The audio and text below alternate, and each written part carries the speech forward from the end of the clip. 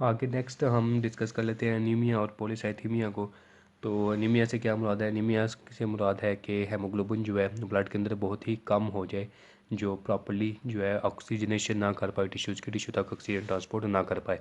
अब ये इस केस में भी हो सकता है कि टोटल रेड ब्लड सेल ही कम हो जाए, या फिर यूँ भी हो सकता है कि रेड ब्लड सेल की तादाद नॉर्मल है लेकिन रेड ब्लड सेल के अंदर जो हीमोग्लोबिन कंटेंट है वो कम हो गया।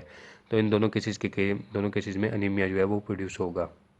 अब अनीमियाज में पहला जो अनीमिया आ जाता है वो आ जाता है anaemia due to blood loss. ठीक है, ब्लड लॉस की वजह से अनीमिया जो है प्रोड्यूस होता है। अगर एक बंदे को ब्लड लॉस हुआ है, ठीक है, काफ़ी ज़्यादा खून बह गया, तो तकरीबन 3-4 दिन में जो ब्लड वॉल्यूम था, फ़र्ज पहले ब्लड लॉस से पहले 5 लीटर वॉल्यूम था, तो 3-4 दिन बाद जो है वो 5 लीटर वॉल्यूम पूरा मेंटेन कर लेता है इंसान। अगर सपोज़ कि उसका 1 लीटर लॉस हुआ था तो 1 लीटर 3-4 दिन में मेंटेन कर लेगा वॉल्यूम। लेकिन ब्लड सेल्स जो हैं वो न्यू बनने में तकरीबन जो है वो 3 से जो है 6 वीक्स जो है लग जाते हैं। ठीक है, ब्लड वॉल्यूम जो है बंदा ज़्यादा पानी पिएगा, जो है लिक्विड मटेरियल जो है वो यूज़ करेगा, तो उससे क्या होगा कि जो प्लाज्मा है उसका वो इंक्रीज़ होगा, लेकिन ब्लड सेल्स जो है उनको बनने में ज़्यादा टाइम लगेगा। अब अगर तो सेकंड दोबारा हेमरेज नहीं होता तो 3-6 वीक्स में वो तकरीबन नॉर्मल हो जाएगा और अनीमिया जो है वो नहीं डेवलप होगा। लेकिन अगर बार बार हेमरेज होता जा रहा है, एक हेमरेज हुआ, ठीक है, तो उसके बाद कुछ दिन बाद 3-4 दिन बाद दोबारा हेमरेज हो गया, 5-6 दिन बाद दोबारा हेमरेज हो गया, तो इस केस में क्या होगा कि रेड ब्लड सेल जो है आहिस्ता आहिस्ता इतने कम हो जाएंगे कि वो बंदा जो है सिवियरली अनीमिक हो जाएगा। ठीक है, तो ये अनीमिया है, ब्लड लॉस अनीमिया। ठीक है, उसके बाद अनीमिया हो सकता है एप्लास्टिक अनीमिया हो सकता है। एप्लेजिया किसको कहते हैं? एप्लेजिया बोन मैरो एप्लेजिया, यानी कि बोन मैरो अगर काम करना छोड़ दे, ठीक है, तो उस वजह से एनीमिया प्रोड्यूस होगा, उसको कहेंगे एप्लास्टिक एनीमिया। अब ये क्यों हो सकता है? कैंसर की रेडियोथेरापी है, कीमोथेरापी है, ठीक है, कीमोथेरापी इनके केसेस में बोन मैरो जो है डिस्ट्रॉय हो सकता है। उसके अलावा इंसेक्टिसाइड है, इनकी पॉइजनिंग की वजह से जो है ये प्लास्टिक एनीमिया जो है प्रोड्यूस हो सकता है। बोन मैरो जो है डिप्रेस हो जाएगा, ठीक है, और बोन मैरो से रेड ब्लड सेल की जो प्रोडक्शन है वो प्रोसेस जो है वो स्लो हो जाएगा। ठीक है, इससे प्लास्टिक एनीमिया राइज करेगा।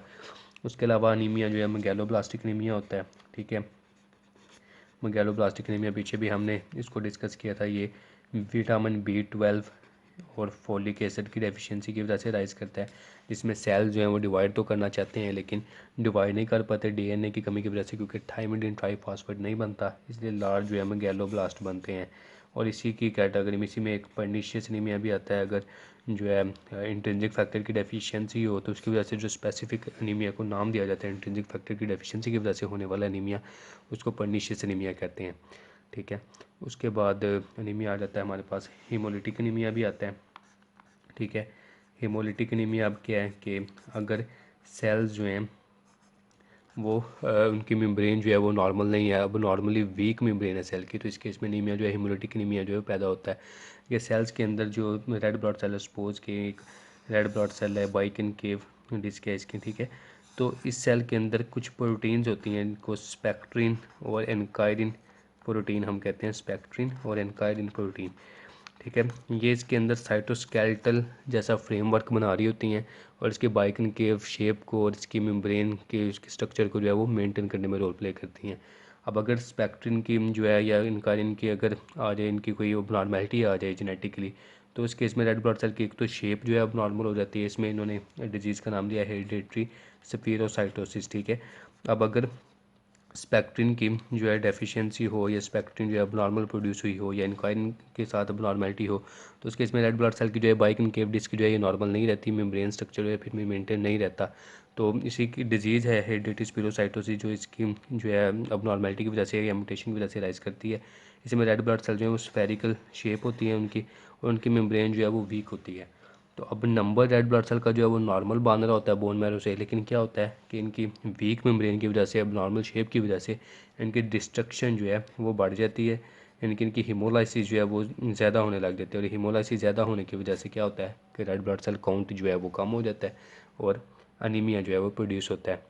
आप इसी तरह अनीमिया की एक और जो है क्लासिफिकेशन जो हीमोलिटिक एनीमिया ही है बेसिकली, एरिथ्रोब्लास्टोसिस फिटैलिस। ठीक है, अब ये फीटस के अंदर जो है राइज करता है, होता क्या है कि अगर मदर जो है वो RH नेगेटिव है और बेबी जो कंसीव किया है वो RH पॉजिटिव हो, तो RH पॉजिटिव जो है ब्लड सेल, कुछ RH positive blood cell mother के अंदर जो है डिफ्यूज़ कर जाते हैं और मदर के अंदर वो एंटीबॉडी प्रोडक्शन को स्टिमुलेट करते हैं। अब एंटीबॉडी बन जाती हैं ब्लड सेल्स के खिलाफ, RH पॉजिटिव ब्लड सेल के खिलाफ, वो माँ से बच्चे के अंदर डिफ्यूज़ करते हैं, तो बच्चे के सेल्स की हीमोलाइसिस स्टार्ट कर देती हैं। तो इस वजह से एनीमिया प्रोड्यूस होता है, जिस कंडीशन को इरिथ्रोब्लास्टोसिस फीटालिस कहते हैं। तो इस तरह हमने एनीमिया डिस्कस किया है, ब्लड लॉस की वजह से प्लास्टिक एनीमिया, उसके बाद में गैलोब्लास्टिक एनीमिया, हीमोलिटिक एनीमिया और इरिथ्रोब्लास्टोसिस फीटालिस। एनीमिया की अगर हम बात करें तो एनीमिया के केस में क्या होता है कि ब्लड सेल कम हो गए हैं, तो ब्लड की विस्कोसिटी जो है, विस्कोसिटी ब्लड की वो भी कम हो जाती है, ठीक है। और टिश्यू जो है हाइपोक्सिया जो है वो फेस कर रहे होते हैं, और हाइपोक्सिया जब कोई टिश्यू फेस करता है तो उसके अंदर ब्लड वेसल जो है उसकी वो डायलेट कर जाती हैं, ठीक है। अब विस्कोसिटी कम हुई है, इसका मतलब है कि पेरिफेरल सर्कुलेटरी सिस्टम से ब्लड जो है इजीली फ्लो कर रहा है, ठीक है, उसको कम रेजिस्टेंस फेस करना पड़ रही है। और जब हाइपोक्सिया होने की वजह से ब्लड वेसल डायलेट हो गई हैं, ठीक है, खुली हो गई हैं, तो उस वजह से भी ब्लड को कम रेजिस्टेंस जो है फेस करनी पड़ रही है। तो दोनों केसेस में क्या होगा कि जो ज़्यादा से ज़्यादा ब्लड जो सर्कुलेटरी सिस्टम में फ्लो करेगा और वापस जो है हार्ट तक पहुँचेगा, यानी कि हार्ट तक जो वेंस के ज़रिए ब्लड रिटर्न हो रहा था वो बढ़ जाता है। वो जब बढ़ जाता है तो हार्ट के अंदर जितना ज़्यादा ब्लड आता है तो उतना ही ज़्यादा ब्लड जो है पंप करता है।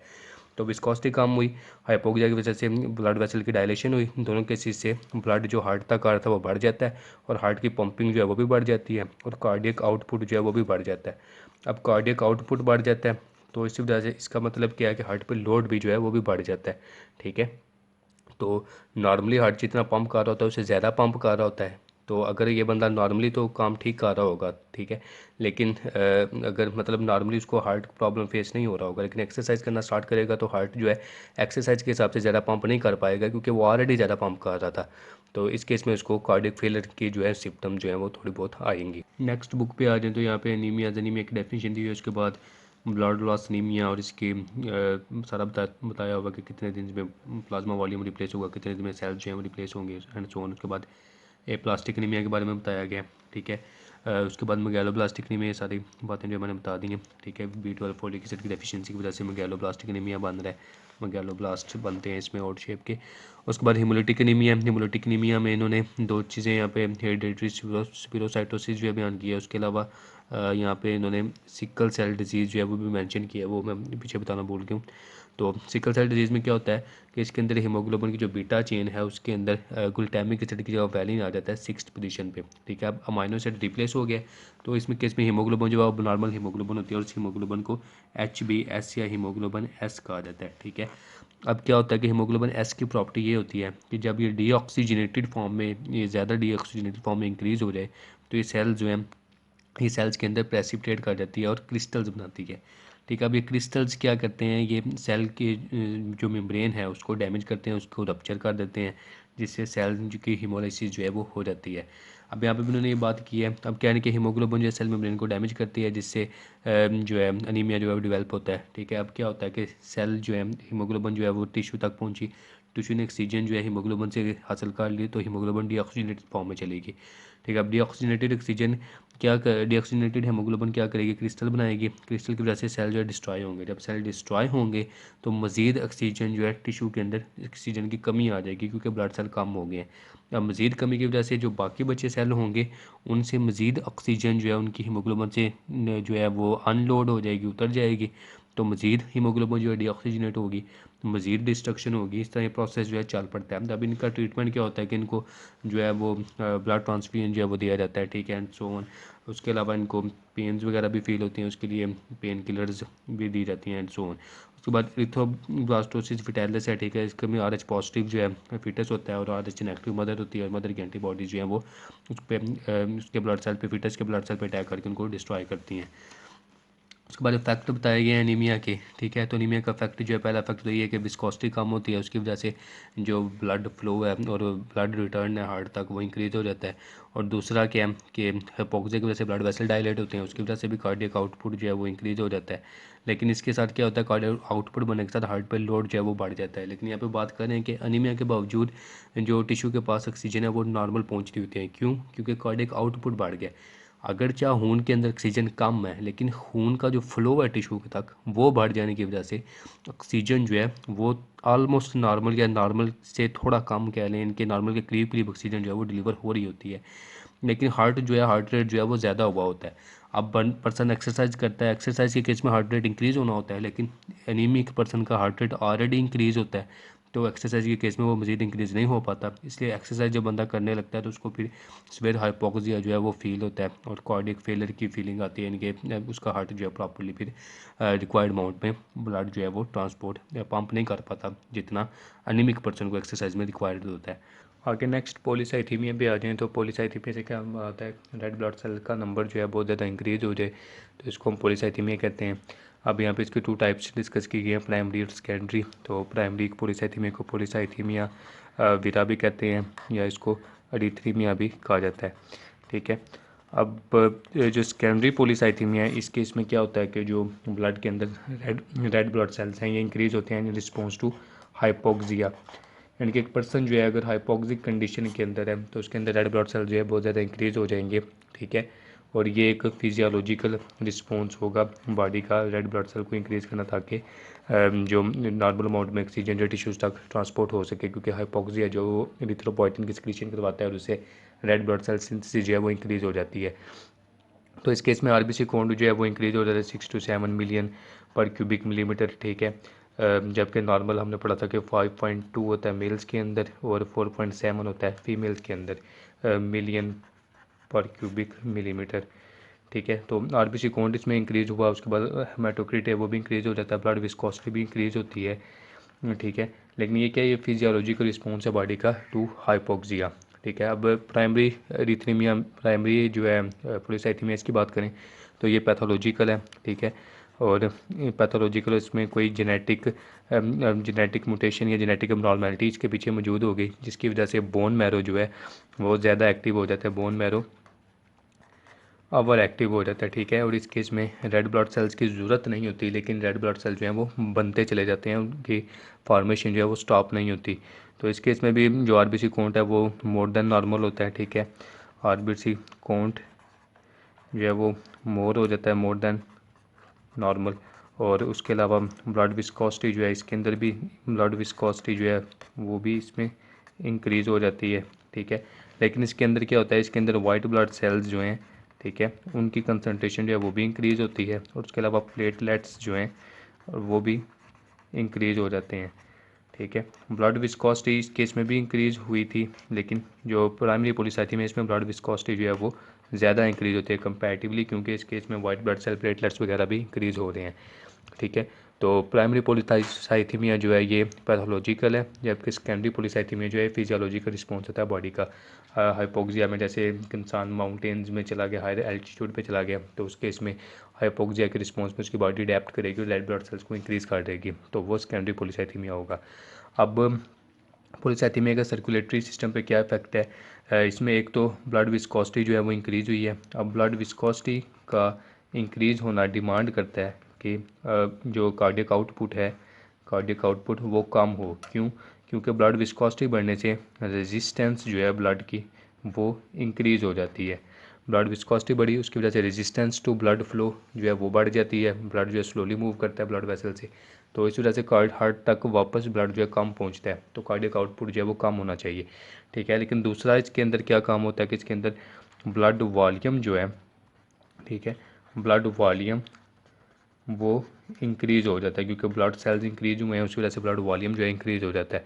अब ब्लड वॉल्यूम इंक्रीज़ हुआ है, इसका मतलब है दिल तक ज़्यादा खून पहुंच रहा है। तो ये दोनों फिनोमेना जो है, ब्लड विस्कोसिटी का बढ़ना और ब्लड वॉल्यूम का बढ़ना, ये दोनों एक दूसरे के इफेक्ट को न्यूट्रलाइज कर देते हैं, ठीक है। ये दोनों एक दूसरे के इफेक्ट को न्यूट्रलाइज करते हैं, जिसकी वजह से जो कार्डियक आउटपुट है वो ऑलमोस्ट नॉर्मल रहता है और ब्लड प्रेशर भी नॉर्मल रहता है। अगर थोड़ा बहुत वेरिएशन आए ब्लड प्रेशर में तो उसको जो ब्लड प्रेशर रेगुलेटिंग मैकेनिज्म है, जिसमें बैरो रिसेप्टर है, कीमो रिसेप्टर रिफ्लेक्स है, ये ब्लड प्रेशर को रेगुलेट कर लेते हैं। लेकिन अगर ये मैकेनिज्म जो है ख़राब हो जाए, इनमें नॉर्मेलिटी हो, तो पर्सन का ब्लड प्रेशर इंक्रीज हो सकता है। लेकिन इसमें पॉलीसाइथीमिया में क्या होता है कि पर्सन की स्किन पे ब्लूइश साइनोसिस आती है, ठीक है। ब्लूइश साइनोसिस क्यों आती है? क्योंकि इस केस में जो उनकी सबडर्मल वेनस प्लेक्सिस है, यानी कि स्किन के नीचे जो वेन्स हैं, उनके अंदर ब्लड जो है मूव करता है और ब्लड स्लोली मूव कर रहा होता है, और ब्लड सेल चूँकि ज़्यादा होते हैं, हेमोग्लोबिन कंटेंट ज़्यादा होता है और ब्लड मूव भी स्लोली कर रहा है, तो ज़्यादा से ज़्यादा हेमोग्लोबिन जो है वो डीऑक्सीजनेट होती है। तो डीऑक्सीजनेटेड डीऑक्सीजनेटेड हेमोग्लोबिन जो है वो इंक्रीज़ होती है और डीऑक्सीजनेटेड हेमोग्लोबिन का कलर जो है वो ब्लूइश होता है। इस वजह से इनकी स्किन का जो है ब्लूइश टिंट आता है इनकी स्किन के अंदर। अब यहाँ पे बुक पे आ जाए तो यहाँ पे सेकेंडरी पॉलीसाइथेमिया को बयान किया कि हाई एल्टीट्यूड पे चले जाएँ या कार्डियक फेलियर इंसान को, यानी कि टिश्यू जो है हाइपोक्सिया फेस कर रहा हो, तो उस केस में जो है आरबीसी काउंट जो है इंक्रीज़ होगा, हेमाटोक्रिट इंक्रीज़ होगा। ये सेकेंडरी पॉलीसाइथेमिया। इसमें फिजियोलॉजिकल पॉलीसाइथेमिया की एग्जांपल दी है कि एक पर्सन जो है वो नेटिव हाई एल्टीट्यूड पे वहाँ पे रहता है, तो उस केस में आरबीसी काउंट जो है इंक्रीज़ हो जाता है। तो इस केस में क्या होता है कि एरिथ्रोपोइटिन जो है वो रिलीज होती है, वो आरबीसी की प्रोडक्शन को स्टिमुलेट करती है। अब पॉलीसाइथेमिया विरा जो ऑडिटिथीमिया जो है ये प्राइमरी पॉलीसाइथेमिया, ठीक है। इस केस में क्या ये पैथोलॉजिकल कंडीशन है, ठीक है। इस केस में जेनेटिक अबनॉर्मेलिटी होती है और बोन मैरो जो है वो कंटिन्यूसली जो है डिवाइड करता चला जाता है और बोन मैरो की मतलब जो प्रीकर्सर सेल हैं वो डिवाइड करते चले जाते हैं और large number of cell produce करते हैं। और इस केस में क्या होता है कि वाइट ब्लड सेल्स और प्लेटलेट्स जो हैं वो भी इंक्रीज़ हो रहे होते हैं। तो पॉलीसाइथेमिया में अगर दोनों जो टाइप्स हैं इनके दोनों केसेस में विस्कोसिटी ब्लड की इंक्रीज़ हो जाती है, लेकिन प्राइमरी पॉलीसाइथेमिया में विस्कोसिटी जो है ज़्यादा इंक्रीज़ होती है। अब इफेक्ट क्या है पॉलीसाइथेमिया पे, वो इफेक्ट यहाँ पे बयान किया गया कि ब्लड विस्कोसिटी की वजह से वेनस रिटर्न कम होता है और कार्डियक आउटपुट कम होना चाहिए, लेकिन ब्लड वॉल्यूम चूँकि बढ़ जाता है तो इस वजह से वेनस रिटर्न बढ़ जाता है। तो ये दोनों फैक्ट एक दूसरे को न्यूट्रलाइज कर देते हैं और आर्terial प्रेशर और कार्डियक आउटपुट जो है पर्सन का वो नियरली नॉर्मल ही रहता है। लेकिन कलर जो है स्किन का इसमें सब पेपलरी वेनस फ्लैक्सिस में जो डीऑक्सीजनेटेड हेमोग्लोबिन इंक्रीज होती है उसकी वजह से ब्लूइश टिंट आता है इनकी स्किन पे। यहाँ पे इन्होंने वर्ड यूज़ किया ruddy complexion with bluish cyanotic tint to skin. अब रद्दी कम्प्लेक्शन जो है ये कहते हैं रेड कलर को, लेकिन साथ में उन्होंने आगे ब्लूइश कलर शो किया, यानी कि ब्लूइश कलर की बात की, यानी कि इनकी स्किन का कलर रेड भी होता है और रेड के अंदर कुछ ब्लूइश यानी कि टिंट का शेड जो है वो भी आ रहा होता है इनकी स्किन के अंदर। तो यहाँ पे हमारा ये चैप्टर ख़त्म होता है। Thank you.